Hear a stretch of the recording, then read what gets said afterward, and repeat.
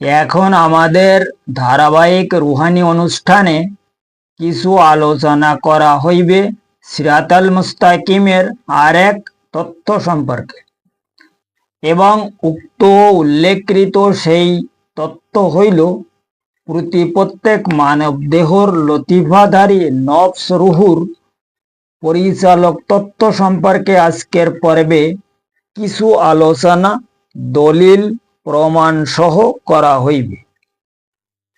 কারণ উক্ত মহাকঠিন সেই রুহানি হাকিকি বিষয়কে সঠিকভাবে উপলব্ধি হইলে বর্তমান জামানার প্রত্যেক মানব গোষ্ঠী সিরাতাল মুস্তাকিমের হাকিকত সম্পর্কে আরও এলেম অর্জন করার জন্য সঠিক রুহানি হিসাব অনুযায়ী এবং বাতিনি তালিম অনুসারে অথবা দেহ তথ্যের প্রমাণ সহ অবশ্যই সক্ষম হইতে পারিবে ইনশাআল্লাহ তাআলা। কারণ প্রত্যেক মানব দেহর উক্ত লতিফায় নফসের পরিচালক হইল মানব গোষ্ঠীর আদি শত্রু ইবলিস শয়তান। কারণ উক্ত শয়তানকে মানব দেহর লতিফায় নফসের পরিচালনার দায়িত্ব সেই মহান আল্লাহ পাক খোদ প্রদান ফরমায়, যাহার কারণে তিনি দুনিয়ার প্রত্যেক মানব গোষ্ঠীগুণকে সঠিক সতর্ক করিয়া এবং রুহানি তালিম অনুযায়ী সিরাতাল মুস্তাকিমের সঠিক হাকিকত সম্পর্কে ইশারা করি ফরমায়া তিনি খোদ এরশাদ ফরমায়া কাদ আফলাহা মান যাক্কাহা ওয়া কাদ খাবা মান দাসাহা। অর্থাৎ সূরা শামসের 9 এবং 10 নম্বর আয়াতে সেই মহান বারে এলাহি এরশাদ ফরমায়া যাহারা নিজ আত্মা অর্থাৎ রুহুগুণকে সঠিক পবিত্র করার জন্য সক্ষম অর্জন হইয়াছে বা করিয়াছে তাহারাই অবশ্যই মুক্তি লাভ করিবে, এবং যাহারা জীবাত্মার প্রলোভনে পড়িয়া নফসের গোলামিতে নিজে আত্মাকে পবিত্র করার জন্য সক্ষম হয় নাই তাহারাই অবশ্যই ক্ষতিগ্রস্ত হইবে।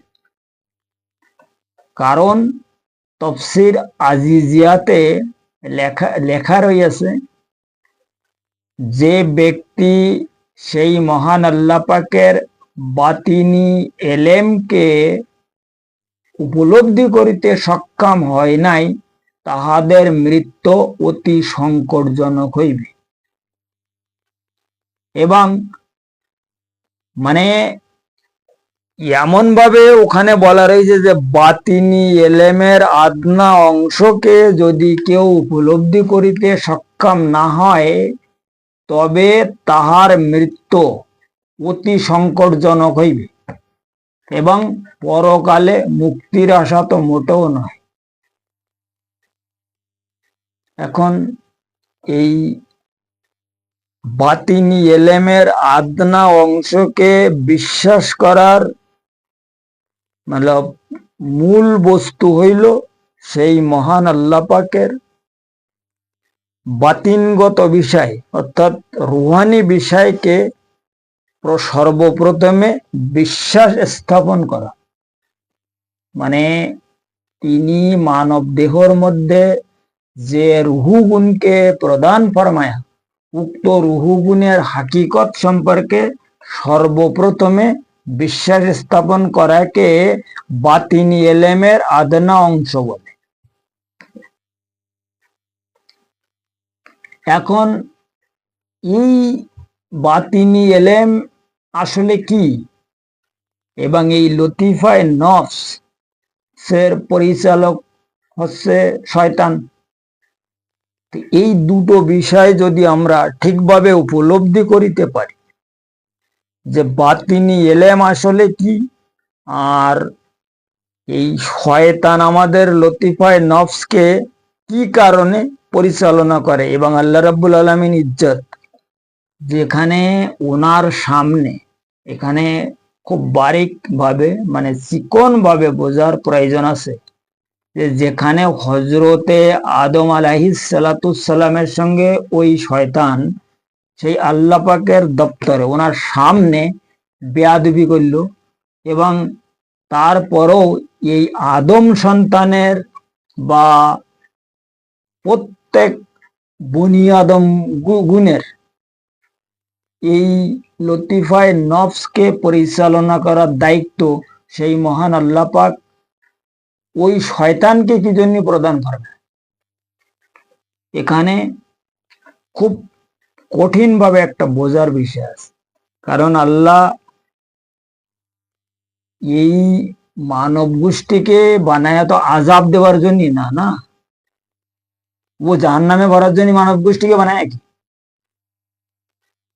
কারণ তিনি তো কোরআন শরীফের কোন এক মোকামে খোদ ফরমায়া যে আমার সমস্ত সৃষ্টি হইতে আমি সর্বশ্রেষ্ঠ সম্মান আদম সন্তানকে, আদমের আওলাদ গুণকে প্রদান ফরমায়, অর্থাৎ বনি আদম গুণকে প্রদান ফরমায়।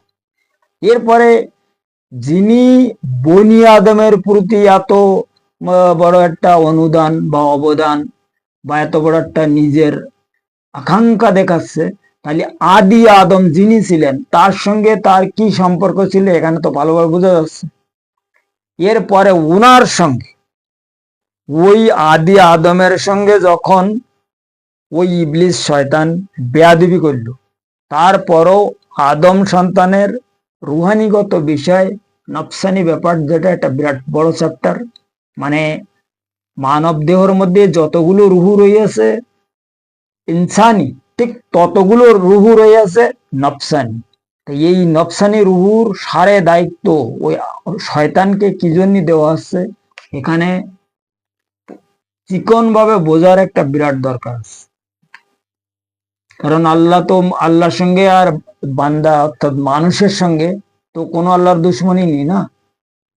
তাহলে আল্লাহ এখানে এই মানব গোষ্ঠীকে মানে পরীক্ষা নিরীক্ষা করার জন্য এই শয়তানকে কি জন্য প্রস্তুত ফরমায়, এই ব্যাপারে আমাদের খুব চিকন ভাবে বোঝার অবশ্যই দরকার আছে।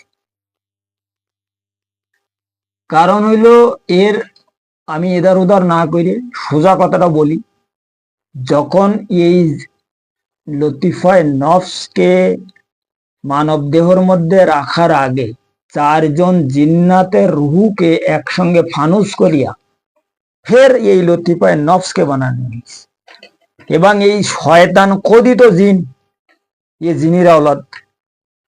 এই সমস্ত জিন জাতির লিডার হইল শয়তান, আর মানব দেহর লতিফায় নফস ও জিন জাতি, চারজন জিনের রুহ। এখন এই জিন জাতিরা বারে এলাহির সঙ্গে নাফারমানি করার কারণে তিনি এই হজরতে আদম আলাইহিস সালামকে সৃষ্টি করেন, এবং হজরতে আদম আলাইহিস সালামের আওলাদ বা ওনার বংশধর যারা বনি আদম, আমরা আমাদের প্রত্যেকের মানে মানে দেহর মধ্যে চারজন করে জিনের আওলাদ লতিফায় নফস বানাই দেশে আমাদের এই দুনিয়ায় নিয়ন্ত্রণ হওয়ার জন্য। লতিফায় নফস মানব দেহের একটা বিশাল শক্তিশালী জিনিস, আর এদেরকে কোরআন শরীফের কোনো কোনো মোকামে কারিম বলা হয়েছে। এখন এই কারিম যে জিন, ইয়ে অ্যাকচুয়ালি কিন্তু মতলব কি বলে এটারে, ইয়ে মানুষের সঙ্গে দুশ্মনী করার জন্য দেওয়া হয়নি। এখানে কারিম বা লতিফায় নফসকে মানব গোষ্ঠীর মধ্যে রাখা হইয়াছে মানব গোষ্ঠীর উপকার অর্থে। এখন উপকারও ওই সময় করবে যখন এই শয়তানের কবজা থেকে উদ্ধার হতে পারবে, কারণ শয়তান এর কবজা করিয়া এর মানে প্রথমে নফসকে শয়তান কবজা করিয়েছে, তারপরে যেয়ে বাকি ইনসানি রুহগুনকে সব এই কবজা মানে ওই শয়তানের যে খলিফা, শয়তানের যে খলিফা লতিফা নফস, ওর আন্ডারে দে শয়তানেরটা মানে মানব গোষ্ঠীকে নিজের আয়ত্তর মধ্যে নিয়ে নেছে। কারণ লতিফায় নফসের সাহায্যে আমরা এই দুনিয়ায় আসলে কিন্তু চলাফেরা করি। এই নফস যাহাদের মধ্যে নেই, এই দুনিয়ার কোনো কিছু তার আর ভালো লাগবে না। তাই স্ত্রী পুত্র বাল বাচ্চা, গাড়ি বাড়ি, টাকা পয়সা, ধন দৌলত, আরাম আয়েশ, কোনো কিছু ভালো লাগবে না যদি কারোর মধ্যে নফস না থাকে। এখন এখানেও কিছু উপলব্ধি করা যায় যে নফস আসলে মানব দেহর একটা বৃহত্তম বস্তু বা রুহু। এই রুহুর কারণে আমরা কিন্তু দুনিয়ার জিন্দিগি নির্বাহ করতে পারতেছি। এখন এই রুহুকে মানব দেহর মধ্যে রাখা হয়েছে শুধুমাত্র এই আলমে নাসুতে আমাদের বসবাস করার জন্য। কারণ হজরতে আদম আলাইহিস সালামকে যে সময় জান্নাত থেকে এখানে পাঠানো হয়েছিল, তখন উনি এখানে থাকার মতন ওনার মধ্যে কোনো পরিস্থিতি ছিল না। যে কারণে এই লতিফায় নফসকে তার মধ্যে দাখিল করা হয়েছে এবং নফসানি রুহুগুণকে তাহার মধ্যে দাখিল করা হয়েছিল, তাহাকে এই জায়গায় মন মানসিকতা সৃষ্টি করার জন্য, এখানে এই আলমে থাকার জন্য। তো এখন ঠিক ওই অবস্থা প্রত্যেক আদম সন্তানের সঙ্গে। এখানে আল্লাহ রাব্বুল আলামিন ইজ্জত এক গুলিতে দুইটা পাখি একসঙ্গে মেরেছে। ওকেরাম এখানে হচ্ছে মানব গোষ্ঠীর দেহর মধ্যে যদি লতিফায় নফস না থাকতো, তো কোনো ব্যক্তি আল্লাহর ইবাদত করতো না। কারণ কোনো ব্যক্তির মধ্যে জাহান্নামের ভয় থাকতো না। ও এখন মানুষ যে মানব জাত ইবাদত বন্দিগিরি করতেছে, শুধুমাত্র জাহান্নামের ভয়তে আর জান্নাতের আশায়। এখন এই জান্নাত পর্যন্ত পৌঁছবার জন্য তো অনেক কিছু টাইটেলের দরকার আছে না। সর্বপ্রথমে তো দরকার ইমান, তারপরে একিন, এই ইমান একিন, এরপরে হচ্ছে মকিন, তারপরে হচ্ছে মমিন। এই ইমান থেকে শুরু করে মমিন পর্যন্ত পৌঁছবার জন্য সর্বপ্রথমে দরকার হচ্ছে নফসের তাজকিয়া, ফের হচ্ছে কলবের তাজকিয়া। এখন নফসের তাজকিয়া ওই সময় হবে যখন আমরা আমাদের নিজের ব্যক্তিগত নফসকে কন্ট্রোল করিতে পারব। এখন এই নফসের অরিজিনাল মালিক হইল কেডা? শয়তান। এখন এই নফস আমাদের বিভিন্ন জায়গায় বিভিন্ন কায়দায় বিভিন্ন অবস্থায় মানে ঘুরাচ্ছে, যাহাতে আমরা কোনো ব্যক্তি আল্লাহ রাব্বুল আলামিন ইজ্জতের সঠিক রাস্তা অতিক্রম করিতে না পারি, সঠিক রাস্তার মধ্যে না ঢুকতে পারি, অর্থাৎ যেটাকে সিরাতাল মুস্তাকিমের রাস্তা বলা হয়, ওই রাস্তার মধ্যে যেন আমরা কোনো মতে না যেতে পারি। আর এটা হচ্ছে প্ল্যান প্রোগ্রাম তো বানাই দেওয়ার একমাত্র মূল মালিক হইল শয়তান। এখন একজন ব্যক্তি যদি কারোর আন্ডারে মানে চাকরি করে বা কর্মচারী হয়ে যায় ওনার অধীনে, তখন তো ওনার হুকুম মানতে হয় এবং ওনার যে নিয়ম কানুন এগুলো পালন না করা পর্যন্ত সে তো ভালোবাসবে না। এখন এই শয়তান তো সর্বপ্রথমে নফসকে কন্ট্রোল করে নিয়েছে।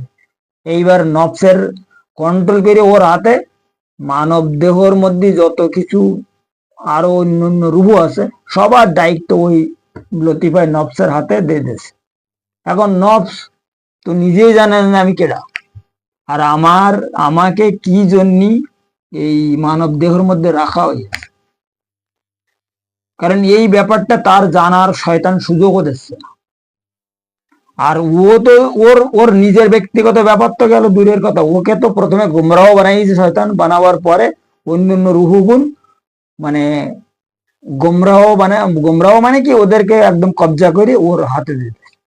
এখন ও মনে করতে যে এই ঠিক, এই আমি যা করতেছি এই ব্যাপার সব ঠিক আছে। এখন শয়তানের যে প্ল্যান, নফসকে ভুলভাবে বুঝাইছে যে মালিক তোমাকে এখানে রাখিয়াছে বা রাখা হইয়াছে, এই কারণে আমি তোমার যে ডিউটি দিচ্ছি এইটা করার জন্য, কারণ তোমাদের সবগুলির মালিক আমি বা লিডার আমি। আমি যেটা হুকুম করবো সেটা তোমাদের করতে। এখন সেই মানে ওই শয়তানের বিভিন্ন চাল চাতুরি বা যেটা মক্কর বলে, ইবলিস শয়তানের যে মক্কর, এই মক্করি চালাইয়ে নফসকে কবজা করিস। এখন নফস তো নিজেই বুঝতে পারছে না যে আমি আসলে কেডা, আমাকে কি জন্য এই মানব দেহর মধ্যে রাখা হয়েছে। এই নফসকে বুঝানোর দায়িত্ব হচ্ছে মানব গোষ্ঠী। তাই কোরআন শরীফের কোন এক মোকামে আল্লাহ রাব্বুল আলামিন ইজ্জত ফরমায়া যে আমি জিন এবং ইনসানকে পয়দা সৃষ্টি করিয়াছি একমাত্র আমার ইবাদত বন্দেগী করার জন্য। এখন এই জিন আর ইনসান, জিন আর ইনসান দুটো তো একসাথে ঘুরে বেড়াচ্ছে না, কারণ প্রত্যেক ব্যক্তির মধ্যে 4 জন করে জিনের আওলাদ রয়েছে। আর এদের নাম ধাম, এদেরকে বংশ পরিচয় সবকিছু মানে কোরআন শরীফই উনি বলে দিয়েছে ভালোভাবে। কারণ এই সূরা আরাফের মধ্যে এদের বিশাল বড় হিস্ট্রি রয়েছে। যে জিন, তো কারোর বোঝার আর বাকি নেই। এরপরও যদি কেউ এই লতিফায় নফসের ব্যাপারে নিজে না উপলব্ধি করতে পারে, সেটা তার দুর্ভাগ্যের ব্যাপার।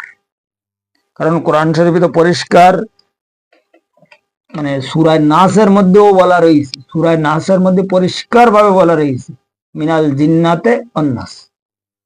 জিন আমার মধ্যেও রয়েছে আর একজনের মধ্যে রয়েছে, আর নাস মানে সমস্ত লোক। এখন এই জিন জাতিকে নাফরমানি করার কারণে আল্লাহ রাব্বুল আলামিন ইজ্জত মাস্টার প্ল্যান হিসাবে আদম আলাইহিস সালামকে সৃষ্টি ফরমায়। এরপরে এই জিনকে ধীরে ধীরে আবার ওই আদম আওলাদের মধ্যে উপস্থিত করানো হইতেছে।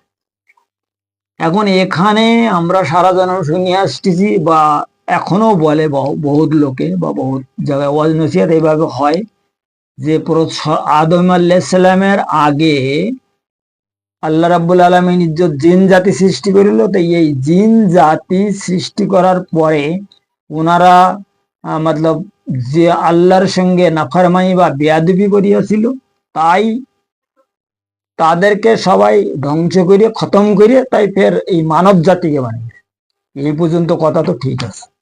এখন এখানে পরিষ্কার কথা হচ্ছে আল্লাহ যে রুহু সৃষ্টি করে, এই রুহু তো কোনো সময় মরে না। না, জিনিদের যে দেহ ছিল, জিসমানি দেহ অর্থাৎ এই বডি, এই বডিকে খতম করা হয়েছিল, কিন্তু ওদের মধ্যে যে রুহু দেওয়া হয়েছিল, যে রুহু উনি সৃষ্টি করিল, সেই রুহু তো কেউ মরেনি। এই রুহুগুলো নিয়ে ফের আবার আলমে বরজকের মধ্যে বন্দি করে রাখা হয়েছে, এবং ওই রুহু 4 রুহু একসঙ্গে ফানুস করিয়া এই মানব দেহর লতিফায় নফস বানাইয়ে আজ পর্যন্ত এখানে প্রত্যেক বনি আদমের মধ্যে উপস্থিত ফরমানো হইতে।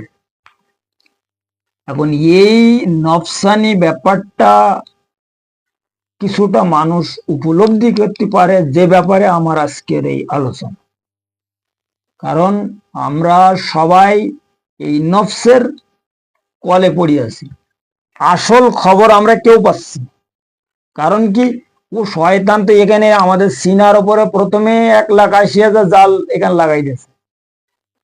আপনি এই জাল কাটার জন্য হুজুর পাক হাদিসে পরিষ্কার ভাবে বলে দিয়েছে যে তোমাদের সিনার মধ্যে, সিনার ওপরে যে সমস্যা রয়েছে, এটাকে যতক্ষণ পর্যন্ত তোমরা ক্লিয়ার না করতে পারবো, ততক্ষণ পর্যন্ত সোজা রাস্তা, সঠিক রাস্তা আমার তরিকার মধ্যে তোমরা দাখিলে পারবে না। কারণ উনি হাদিসে ফরমায়া লিকুল্লি শাইইন সিকালা, সিকালাতুল কুলুব জিকির আল্লাহ। মানে এই সিনার বা আমাদের সিনার মধ্যে যে দিল আছে, এই দিলে যদি কোনো সমস্যা না থাকতো তাহলে ওনার এই হাদিস বলার কোনো দরকার ছিল না। কারণ এখানে উনি পরিষ্কার ফরমায় যে প্রত্যেক বস্তুকে সাফাই করার জন্য যেমন কোনো না কোনো নিয়ম সিস্টেম অবশ্যই রয়েছে, ঠিক তদ্রূপ অনুযায়ী তোমাদের দিল কে সাফাই করার একমাত্র উপায় হইল সেই মহান আল্লাহ পাকের ইসমে আজম জিকির। জিকিরে লাহির মাধ্যমে এই দিল সাফাই হয়ে যাবে। দিল সাফাই হওয়ার পরে ওর মধ্যে লতিফায় কলব রয়েছে, আর এই লতিফায় কলবকে শয়তান কবজা করিয়া নফসের মাধ্যমে পরিচালনা করাচ্ছে। তা যখন এই সর্বপ্রথমে কাজ হইল নফসের তাজকিয়া। নফসের তাজকিয়া মানে কি? শয়তানের কবজা থেকে নফসকে উদ্ধার করা। কারণ শয়তানের সঙ্গে আর নফসের সঙ্গে যে একটা সম্পর্ক রয়েছে, এই সম্পর্কটা যদি মানে আলাদা আলাদা করা যায়, ক্যাট করা যায়, তাহলে কিন্তু শয়তান ওই নফসের আর ধোকা দিতে পারবে না, এবং নফসও আর শয়তানের কথা শুনবে না।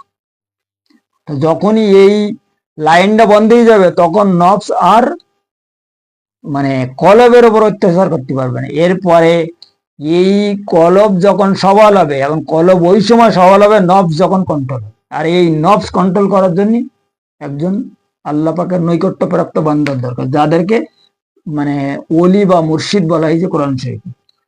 ওয়ামাই ইউদলিল ফালান তাজিদালা ওলিয়া মুর্শিদা। ওলি এবং মুর্শিদ ছাড়া এই নফসকে উদ্ধার করা আর কোনো মতে সম্ভব না শয়তানের কবজা থেকে। আর এটাকে বলা হয় নফসের তাজকিয়া। এখন নফসের তাজকিয়া ওই সময় হবে মানে ওর যে পরিচালক, এর পরিচালক যে শয়তান, শয়তানের থেকে যখন ওর উদ্ধার করা যাবে তখন ও বিপদ মুক্তি হবে। আর ও বিপদ মুক্তি হওয়ার নামই হইল নফসের তাজকিয়া। এই আমরা বড় বড় আমাদের সমাজের মধ্যে যে সমস্ত ওলামায়ে হযরতেরা রয়েছে, বড় বড় স্কলারশিপরা, ওনারাও বলতেছে যে নফসের তাজকিয়া এবং কলবের তাসফিয়া এগুলো আসলে মানুষের খুব দরকার আছে, আর এগুলো করতে হবে।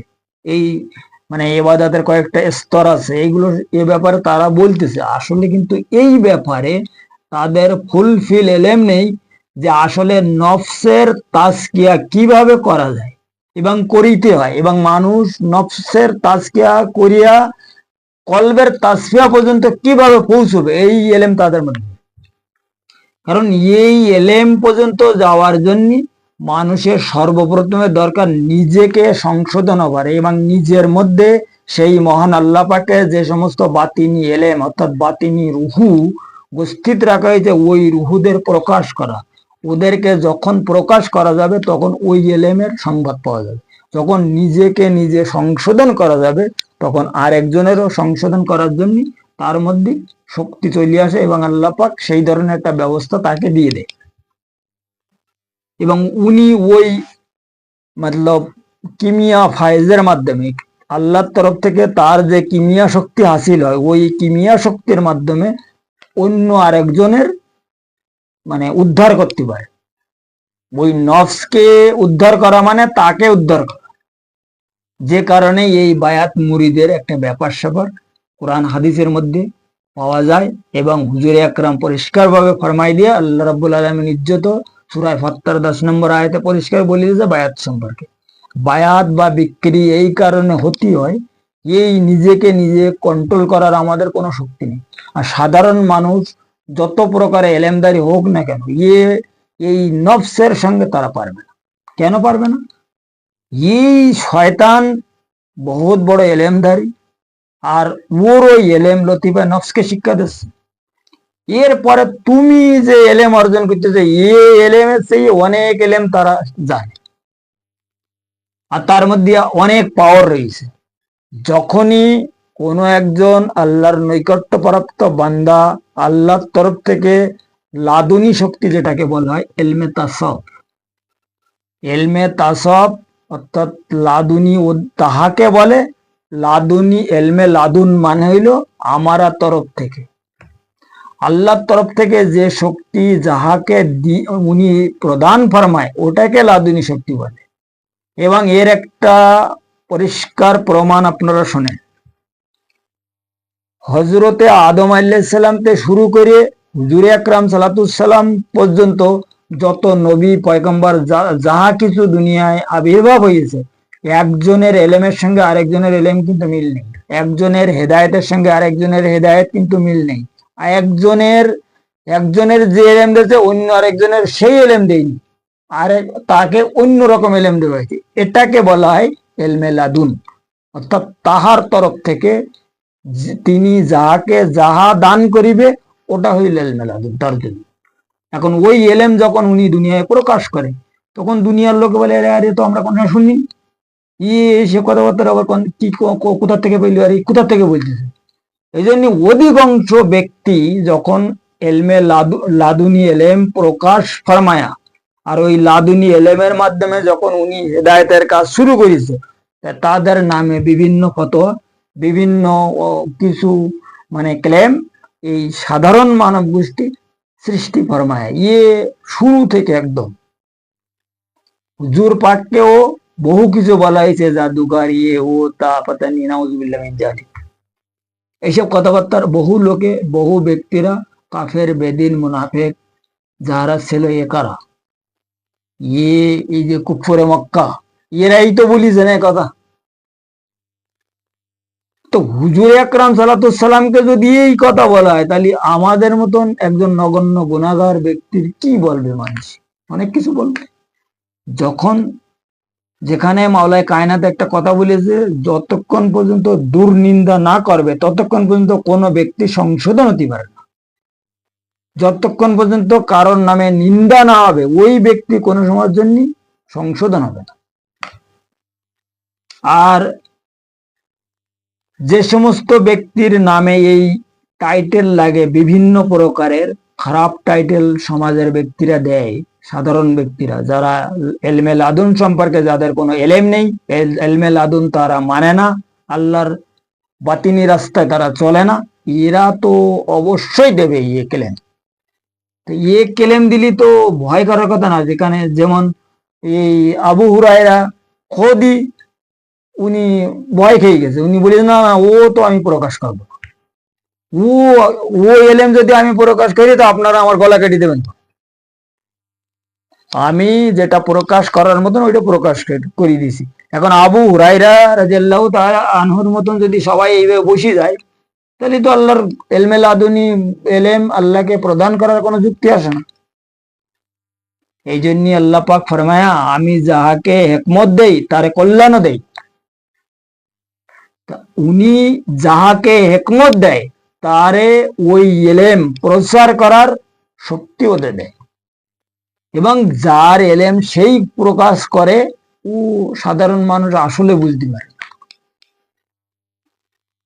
যিনি এলেম প্রদান ফরমায় উনি প্রকাশ করে এবং উনি প্রচার করে, কিন্তু এখানে সাধারণ মানুষের বোঝার কোনো মতে ক্ষমতা নেই। কারণ এই আমাদের যে দুটো চোখ লাগানো রয়েছে এই চোখ, এই চোখের দ্বারাই আমরা আসলে কিছু দেখতে পাইনি, আর এর দেখার শক্তিও নেই। এর মধ্যে কোনো একটা পাওয়ার দেওয়া রয়েছে যে এখানে একটা রুহু রাখা আছে দেখার জন্য, যে রুহুটার নাম হইল সির। এই সির রুহুর মাধ্যমে আমরা এই কিছু দেখতে পাচ্ছি চলাফেরার করার মতো, কিন্তু এই অরিজিনাল ব্যাপারটা দেখা এবং শোনা এবং বোঝা জন্য ও আলাদা আলাদা সেকশন রয়েছে, আলাদা আলাদা আলাদা চ্যাপ্টার রয়েছে প্রত্যেক মানব জাতির মধ্যে। ওই প্রসঙ্গে তো মানুষ যায় না। যখন ওই প্রসঙ্গে চলে যাবে তখন ও বুঝতে পারবে, চিনতে পারবে যে এই ব্যক্তি কে, কোথার থেকে আসছে, কোথাকার কথাবার্তার আলাপ আলোচনা করতেছে, এলেম ও কোথার থেকে পেল, আর এই এলেম সে কিভাবে প্রচার ফরমাচ্ছে। কারণ যখন আমরা কোনো ব্যক্তির হাকিকত সম্পর্কে না জানতে পারবো, আমরা তো কেবল এই বাইরে যা দেখতে পাচ্ছি এই নিয়ে আমরা কথাবার্তা বলতেছি, এই নিয়ে আমরা বিচক্ষণ করতেছি, বিবেচনা করতেছি, এইসব বিচারের কাজ না। কারণ আমরা যা বুঝি তার সেই অনেক অনেক গুণে আল্লাহ বুঝে তারপরে সংসার বানিয়ে আমাদের সৃষ্টি করেছে। তাই হুজুর পাক ফরমায়া মান আরাফা নফসাহু ফাকাদ আরাফা রব্বাহু, যে বান্দা তার নফসকে চিনি আছে সে তাহার রবকে চিনি আছে। এখন রব মানে কিন্তু সৃষ্টিকর্তা না, রব আলাদা জিনিস আর সৃষ্টিকর্তা আলাদা জিনিস। এ প্রসঙ্গে অন্যান্য পর্বে আলোচনা করা আছে, ওদিকে আমি এখন আর যেতে চাচ্ছি না।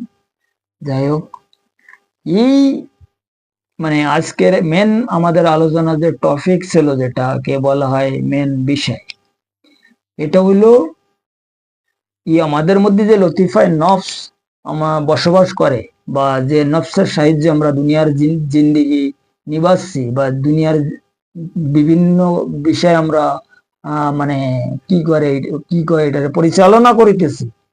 এই নফসের আসলে পরিচালক কি? এই নফসের অরিজিনাল পরিচালক হইল শয়তান, আর শয়তানের কাজ হইল মানব গোষ্ঠীর উল্টা করা। তো ওই কারণে তো আমরা দুঃখী। আমরা দুঃখিত হওয়ার মাত্র কারণ হচ্ছে এইটা, কারণ ও আসল ইবাদতের দিকে কোনো মানব সন্তানের আদম জাতের ও জাতি দেবে না। এই কথা সে তো কসম খেয়ে আল্লাহর সামনে একদম। আর সম্পর্কে সূরা আরাফের মধ্যে পরিষ্কারভাবে বলা আছে, ও বনি আদমকে কিভাবে ধোকা দেবে, বনি আদমের কিভাবে মতলব আল্লাহর রাস্তায় ফান পেতে বসে থাকবে, সারে কথাটা ওখানে বলা আছে। ওর কোন দিক থেকে কিভাবে আঘাত করবে, ডাইনে বামে আগে পিছে, সারে সব কথা বলা রয়েছে। ব্যাপারে এখন অত আলোচনা করার আসলে সময় নেই, কারণ মেন যে ব্যাপার ছিল সেটা হচ্ছে এই আমাদের মধ্যে যে লতিফায় নফস, এটার কিভাবে মানে উদ্ধার করা যাবে, আর এর পরিচালক কেডা, আর এর উদ্ধার করার সিস্টেম কি। এর উদ্ধার করার একমাত্র সিস্টেম হলো কামেল মুর্শিদ। কামেল মুর্শিদ তাহাকে বলে যাহার মধ্যে সেই মহান আল্লাহ পাকের কিমিয়া শক্তি, নজরে কিমিয়া শক্তি রয়েছে। তার নজরে কিমিয়া ফাইল দ্বারায় এই নফসকে সে গ্রেপ্তার করে ফেলে। এর গ্রেপ্তার করার পরে ও শয়তান আর নফসের সঙ্গে সম্পর্ক করতে পারে না। তখন ওই নফসের গ্রেপ্তার করা মানে কি, কোনো ব্যক্তিকে যদি গ্রেপ্তার করা হয় তো ওখানে তো 2-4 জন কনস্টেবল রাখতে হয়, নয়তো তো ও ব্যক্তিতে গ্রেপ্তার হয় না।